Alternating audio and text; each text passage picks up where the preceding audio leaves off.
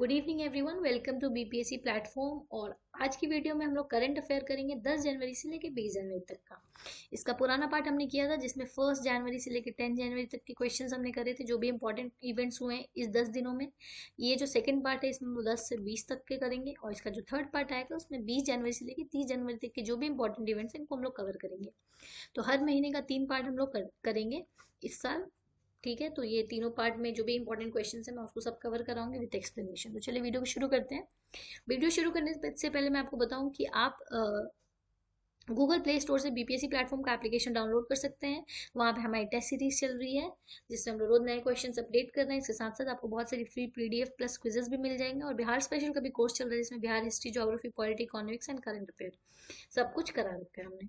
और एसआई की भी सीरीज है, तो आप एक बार जरूर जाके चेक करें क्योंकि इसको बीपीएससी के क्वालिफाइड ऑफिसर्स ने डिजाइन करा है स्पेशली फॉर यू, ताकि जो भी बच्चे हैं उनको इजीली इनको हेल्प मिल सके आने वाले एग्जाम्स में।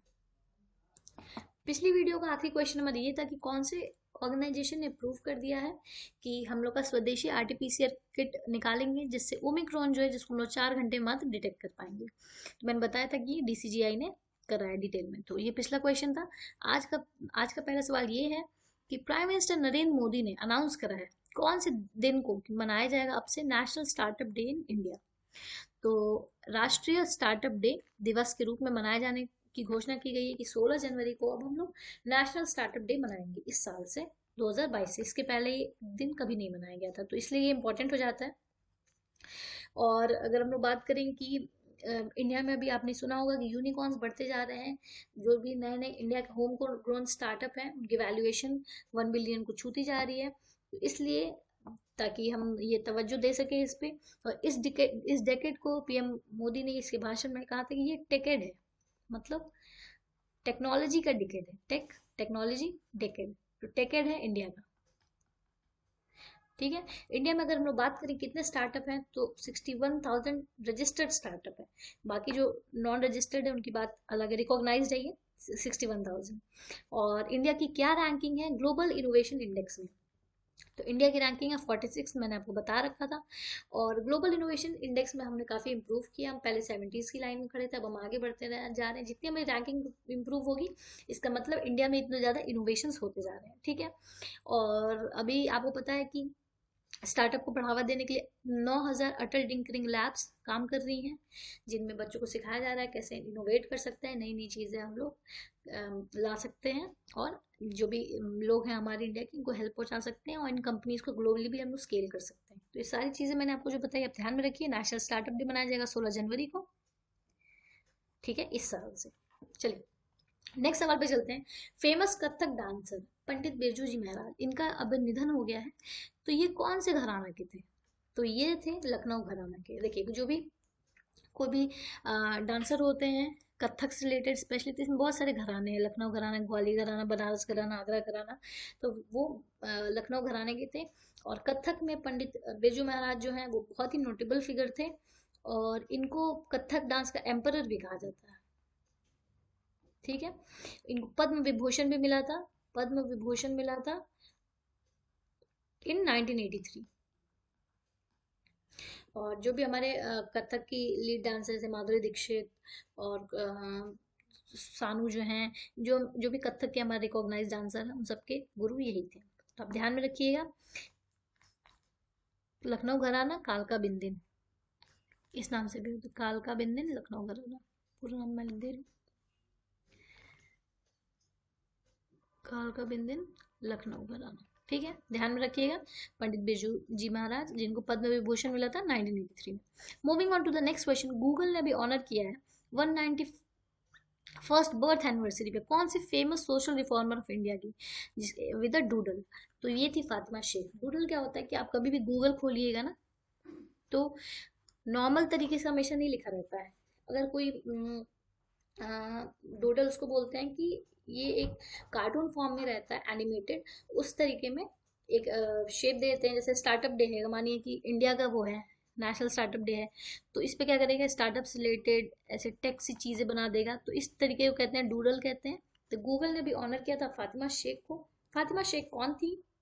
तो ये एक एजुकेटर एंड सोशल रिफॉर्मर थी, और इंडिया की ये पहली मुस्लिम वुमेन टीचर भी थी। ठीक है, इंडिया की पहली मुस्लिम वीमेन टीचर थी जिन्होंने कोशिश करी थी, ध्यान दिया था कि मुस्लिम लड़कियों को पढ़ाई में आगे लाया जाए। और इन्होंने काम किया था सावित्री बाई फुले और ज्योतिराव जी के साथ में, ठीक है, 1848 में। इनकी 191 बर्थ एनिवर्सरी थी। इस पे गूगल ने इनको श्रद्धांजलि दी एक डूडल बना के, ठीक है, Fatima Sheikh. Now moving on to the next question. Next question है कि रिसेंटली गवर्नमेंट ऑफ इंडिया ने अभी एक असिस्टेंस लोन दिया है श्रीलंका को, तो वो कितने अमाउंट का दिया है? तो वो दिया है $900 मिलियन का। आपको पता है कि श्रीलंका अभी इकोनॉमिक क्राइसिस से गुजर रहा है, वहाँ पे फूड शॉर्टेज हो गई है, उसके साथ साथ इलेक्ट्रिसिटी शॉर्टेज हो गई है, और वहाँ पे काफ़ी क्राइसिस हो गया है, क्योंकि एक तो इन्होंने चाइना के डेट ट्रैप पॉलिसी में भी ये लोग फंसे हुए हैं। इसके साथ साथ इन्होंने काफ़ी ध्यान दिया कि सब कुछ ऑर्गेनिक हो, इस चक्कर में फूड की क्राइसिस भी हो गई है, ठीक है।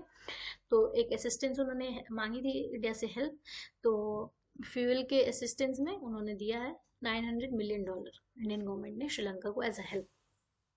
Now, moving on to the next question, which Indian has topped the world section of the Badminton World Federation (BWF) Junior Ranking 2022? तो 2022 में बैडमिंटन वर्ल्ड फेडरेशन रैंकिंग हुई, तो उसमें जो जूनियर रैंकिंग उसमें कौन से इंडियन ने फर्स्ट रैंक लिया है? तो वो है तस्नीम मीर। तस्नीम मीर मात्र 16 साल की हैं और इन्होंने जूनियर जो होती है उसमें फर्स्ट रैंक पे है। गुजरात की रहने वाली हैं और आने वाली टाइम में बहुत ही अच्छी खिलाड़ी साबित होंगी, तो आप नाम ध्यान में रखिए, तस्नीम मीर।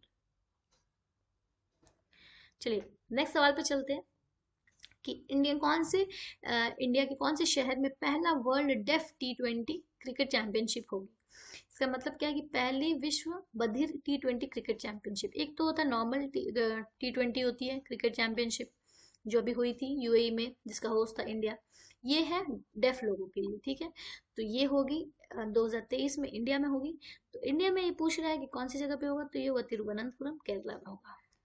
स्टेट पूछा है तो आपको पता होना चाहिए केरला, और सिटी बेसिक कौन सी जगह पे होगा, तो तिरुवनंतपुरम में होगा। और ये ऐसा पहला एडिशन है, अभी तक ऐसा हुआ नहीं है world def T20 cricket championship, तो पहला इस लेवल पे क्रिकेट चैंपियनशिप होगा। तो ध्यान रखिए कोई भी चीज़ पहली बार होती है उसको very important it becomes. Now moving on to next question कि अभी किसको अनाउंस किया गया है as a teacher convener for IPL 2020 and 23 edition, 2022 और 2023 एडिशन के लिए। आपने देखा होगा कि हमेशा एक स्पॉन्सर होता है IPL के साथ। अभी जो रिसेंटली हमारा स्पॉन्सर कौन है, आपने देखा होगा वीवो IPL क्या आता है ना। तो ये पूछ रहा है कि वीवो कॉन्ट्रैक्ट खत्म हो गया, तो अब IPL के स्पॉन्सर्स कौन है 2022 और 2023 के लिए? तो वो है टाटा। टाटा कंपनी अब रहेगा, टाटा IPL हो जाएगा, ठीक है। और IPL में भी 2 नई टीम और जुड़ रही है। आप मुझे कमेंट सेक्शन में लिख के बताइए कि अहमदाबाद की जो टीम है उसके कैप्टन कौन सेलेक्ट हुआ है, और लखनऊ के भी, ठीक है, कमेंट सेक्शन में लिख के बताइए। नाउ नेक्स्ट सवाल पे चलते हैं कि मेन सिंगल टाइटल किसने जीता इंडियन ओपन 2022 में, जो कि अभी नई दिल्ली में हुआ। आपको पता है न्यू दिल्ली में इंडिया ओपन 2022 चल रहा था, इंडिया ओपन, ठीक है, 8 दिन का ये प्रोग्राम था। तो इसमें जो मेन सिंगल है, सारे इवेंट हुए, मेन सिंगल हुआ और विमेन सिंगल हुआ और मिक्स्ड हुआ। तो मेन सिंगल में लक्ष्य सेन ने फर्स्ट रैंक की, मतलब उन्होंने जीता। और अगर मिक्स्ड की हम लोग बात करें विमेन में, तो हमारी प्लेयर नहीं जीत पाई। और मिक्स्ड की बात करें तो इसमें हमें सात्विक और चिराग ने जीता। सात्विक और चिराग का फिर आप ध्यान में रखिए, सात्विक एंड चिराग और फर्स्ट इन मिक्स डबल्स। सात्विक और चिराग ने इस साल टोक्यो ओलंपिक्स में भी पार्टिसिपेट किया था, मेडल नहीं जीत पाया बट उनकी परफॉर्मेंस बहुत अच्छी थी। तो मिक्स्ड का भी पेयर याद रखिए और मेंस का भी याद रखिए। मेंस में फर्स्ट कौन था, लक्ष्य सेन, ठीक है। चलिए नेक्स्ट क्वेश्चन पे चलते हैं कि इंडिया का नया जो फॉरेस्ट स्टेटस रिपोर्ट आया है 2021 का, ISFR जिसको बोलते हैं, तो इसमें किस स्टेट ने सबसे ज्यादा इंक्रीज देखा है ट्री और फॉरेस्ट एरिया में पिछले 2 सालों में, ठीक है। तो पिछले 2 सालों में सबसे ज्यादा ट्री और फॉरेस्ट इंक्रीज कहाँ हुआ है, तो वो है आंध्र प्रदेश में, ठीक है। ये नहीं पूछ रहे हैं कि टोटल सबसे ज्यादा किसके पास एरिया और फॉरेस्ट ट्री है, तो ये MP के पास है अभी भी, क्योंकि ऑफकोर्स पहले से था, तो ऐसा थोड़ी कि कम हो जाएगा, या फिर कम हुआ भी है तो एक रिलेटिवली ज्यादा अमाउंट। तो सबसे ज्यादा फॉरेस्ट और ट्री कवर MP के पास है। लेकिन ये पूछा है कि पिछले 2 साल में सबसे ज्यादा इंक्रीज किस में हुआ, इंक्रीमेंट परसेंटेज जो है वो किसका ज्यादा है, तो वो है आंध्र प्रदेश का। ठीक है, तो आंध्र प्रदेश गवर्नमेंट ने इस पे काम करा है। नेक्स्ट सवाल पे चलते हैं कि recently in which country the world's first hotel for camels has been built. कौन से देश में दुनिया का सबसे पहला ऊंटों के लिए होटल बिल्ट हुआ है, तो ऑफ कोर्स इसका जवाब होगा सऊदी अरेबिया। ठीक है, सऊदी अरेबिया में ऊंटों के लिए होटल बना है, जो कि काफी यूनिक है सुनने में, इसलिए आप ध्यान में रखिए। नेक्स्ट सवाल पे चलते हैं, who has become the first trans actor to win a global golden award. तो सॉरी, गोल्डन ग्लोब अवार्ड। तो गोल्डन ग्लोब अवार्ड जीतने वाली पहली ट्रांस एक्टर है एमजे रोड्स, और इनका माइकल जे रोड्स जो है, इनको अवार्ड मिला है बेस्ट एक्ट्रेस का,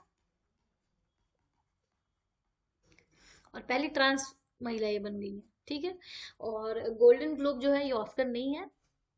कई बार लोग कंफ्यूजन होता है कि ऑस्कर और गोल्डन ग्लोब एक होता है, तो no, are two different award functions. हाँ, इनका ये कह सकते हैं कि इनकी वैल्यू लगभग सेम होती है, लेकिन दूसरी दूसरी एजेंसी कराती है इसको, तो ये भी बहुत ही प्रेस्टिजियस अवार्ड है, आप ध्यान में रखिए, एमजे रोड्स। चलिए, moving on to the next question, which railway station in Gujarat has been renamed as Ekta Nagar railway station by ministry of railways. पूछ रहा है कि गुजरात में कौन सा ऐसा रेलवे स्टेशन है जिसका नाम बदल के रख दिया गया एकता नगर रेलवे स्टेशन। तो जो केवड़िया रेलवे स्टेशन है, केवड़िया रेलवे स्टेशन, इसका नाम रख दिया गया एकता नगर रेलवे स्टेशन। अब हम थोड़ा ध्यान देते हैं केवड़िया रेलवे स्टेशन कौन सी जगह है।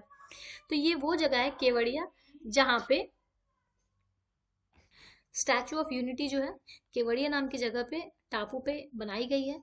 तो इसको डायरेक्टली कनेक्ट किया गया जितने बड़े स्टेशन है वहां से, तो केवड़िया उस जगह का नाम है। तो इसका पहले नाम था केवड़िया रेलवे स्टेशन, इसका नाम अब बदल के एकता नगर रेलवे स्टेशन कर दिया गया। ठीक है, क्योंकि एकता मतलब यूनिटी होती है और स्टैचू ऑफ यूनिटी यहाँ पे है, तो ये रेलेवेंस नाम लगा मिनिस्ट्री ऑफ रेलवेज को।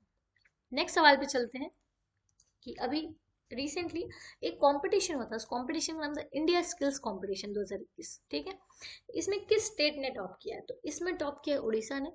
उड़ीसा को अगर हम लोग देखें तो टोटल 51 मेडल्स मिले। ठीक है, और सेकंड पोजीशन पे कौन था, तो वो था महाराष्ट्र जिसको 30 मिले, और थर्ड पे रहा केरला जिसको 25 मिला। ठीक है, 25 मेडल्स मिले, और इसको कराया था नेशनल स्किल डेवलपमेंट सेंटर ने, एनएसडीसी ने इसको कराया था इंडिया स्किल्स कंपटीशन को। और इस कंपटीशन के जो भी विनर होंगे तो वो कहाँ जाएंगे, वो वर्ल्ड स्किल कंपटीशन जो होता है, वर्ल्ड स्किल्स, जो कि चाइना में होगा, चाइना के शंघाई शहर में होगा, तो वहां पे होगा वर्ल्ड स्किल्स कंपटीशन। वहां पे ये जाएंगे, इसके जो भी विनर होगा उनको रिगरस ट्रेनिंग दी जाएगी ताकि अच्छा परफॉर्म कर सके और प्रॉपरली वो। Moving on to the next question,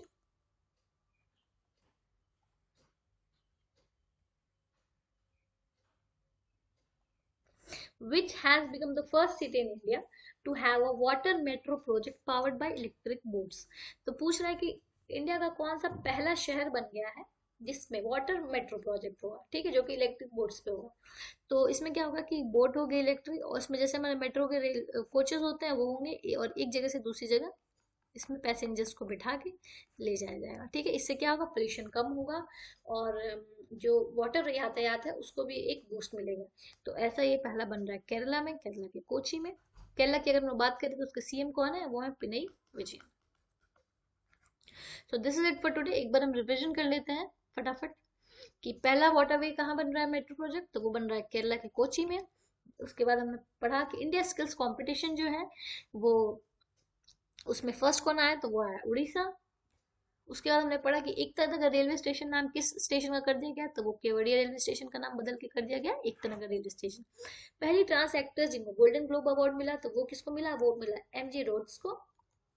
उसके बाद हमने पढ़ा कि वर्ल्ड का पहला होटल जो कैमल के लिए बना है वो कहाँ बना है, सऊदी में बना है।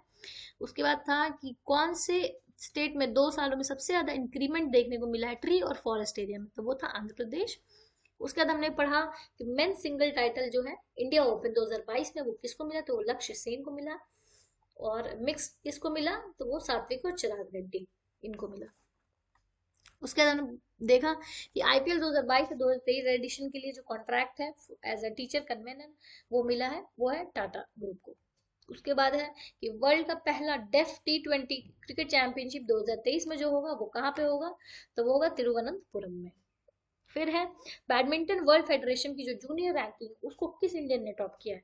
तो उसको 16 साल की तस्नीम मीर ने टॉप किया, वो इज फ्रॉम गुजरात। फिर था कि इंडियन गवर्नमेंट ने श्रीलंका को असिस्टेंस लोन दिया है, तो वो कितने का दिया है? तो वो $900 मिलियन का है।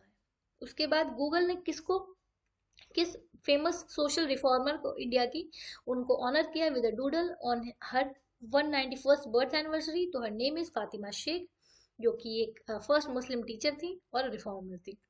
उसके बाद है पंडित फेमस जो है पंडित बिरजू महाराज, उनका निधन हो गया, तो किस घराने से थे? वो लखनऊ घराने से थे, और कौन से डांस से रिलेटेड थे? तो कथक से रिलेटेड थे।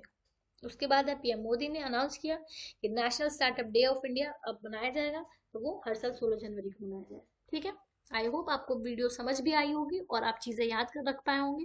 वीडियो अगर आपको अच्छी लग रही है तो उसको लाइक कीजिए, उसको शेयर जरूर कीजिए, क्योंकि व्यूज़ नहीं आते हैं फिर हम लोग फुल टाइम टीचर नहीं है, मैं आपको बताऊँ। अपना कीमती वक्त निकाल के हम चाहते हैं कि हम इंग्लिश मीडियम स्टूडेंट्स के लिए कुछ कर पाएँ। तो अगर वीडियो आपको अच्छी लगी तो इसको लाइक ज़रूर कीजिएगा, और कोई भी डाउट हो आप मुझसे कमेंट सेक्शन में पूछ ले सकते हैं। I will try to answer all of you. Have a good day.